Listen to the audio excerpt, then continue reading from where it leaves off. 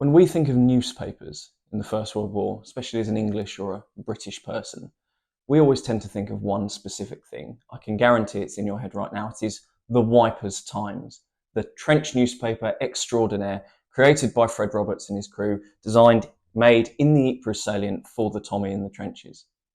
But Tommy in the front line is not the only person looking for news about the war, and really it's the people back at home that are really, really hungry for the news of what's going on.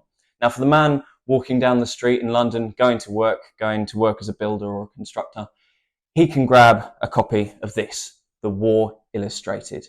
Now, it's designed to be readily available. It's printed on cheap paper, all in black and white, and it's full of action-packed, heroic stories, photographs from the front, diary entries, the odd bit of poetry. And it's designed really that he can pick it up, give his couple of pence for it, stuff it in his bag, and when he's having his lunch break, he can take it out, smoke his pipe, and read it. But not everyone receives their news about the war in this way. And if we go over to this, we have something completely different. This is the Illustrierte Zeitung, a German newspaper, obviously. We've hopped across the channel, and this is designed for a very different kind of clientele. If we open it up, immediately we can see it's very, very well illustrated. It's a different kind of thing to the War Illustrated. It's very, very lavish. It's expensive to make. It's larger. It's much larger. It's designed to be sat and read at leisure. You have this lovely design on the front of a soldier shimmying up a telegraph pole.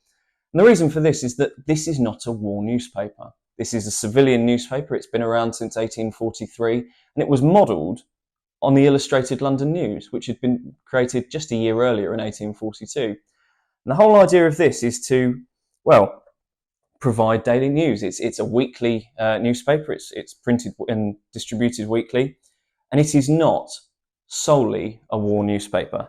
What we have is, if I go back to the front for a moment, we have Kriegsnummer, a Kriegs number, a war number.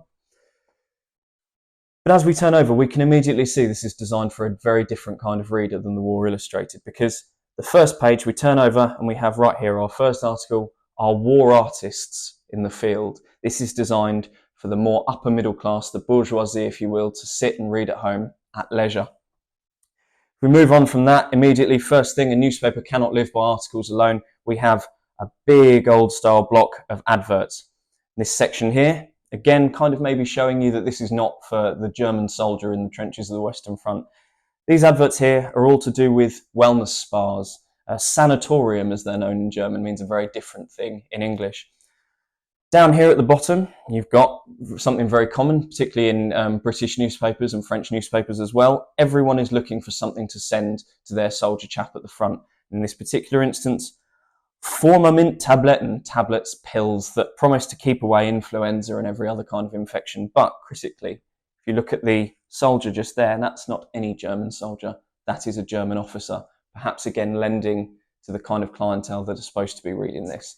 If we move on, we have yet more adverts, and again, they're not things that are going to be in much use to the soldier in the trenches, but to a German lady sitting back in her chair, or a German man who's home on war service sitting in his chair at home. These might be a bit more appealing.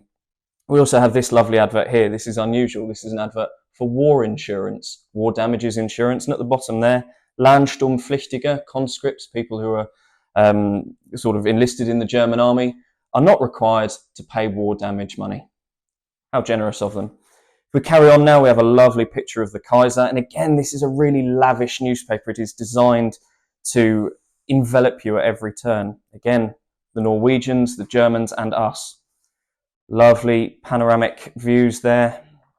And this, it is actually in colour. A lot of it is painted, illustrated. They're not just using photographs. This has been sat and hand-drawn by someone in an office somewhere in Leipzig. Here we get into the Kriegschronik, the War Chronicle, where it tells us quite literally day by day what's been happening for the past month or so. These are people who really want to know what's going on. They're not interested in reading heroic stories that are maybe a little bit embellished. They are interested in knowing exactly what's going on and where. If we carry on a little way through, or much the same, there's a big, lavishly detailed map there showing roughly what's going on in all these different places. Here, this is some literature. Not the sort of thing you'd see in the War Illustrated, I think. And then there at the bottom, some poetry, not the kind of bawdy poetry you might find in the Sketch or the Tatler or the War Illustrated, but something really quite heartfelt and meaningful to appeal to that upper class clientele. If we carry on, more beautiful illustrations, but if we get to the very, very end, of course, the back page, always advertisements. And this one here, which I think is possibly the most interesting, because this one, come quickly for the Royal Saxon Land Lottery. We have sold X however many tickets, and over 39,600 winners have won between them 16 million marks, showing that actually war isn't everything.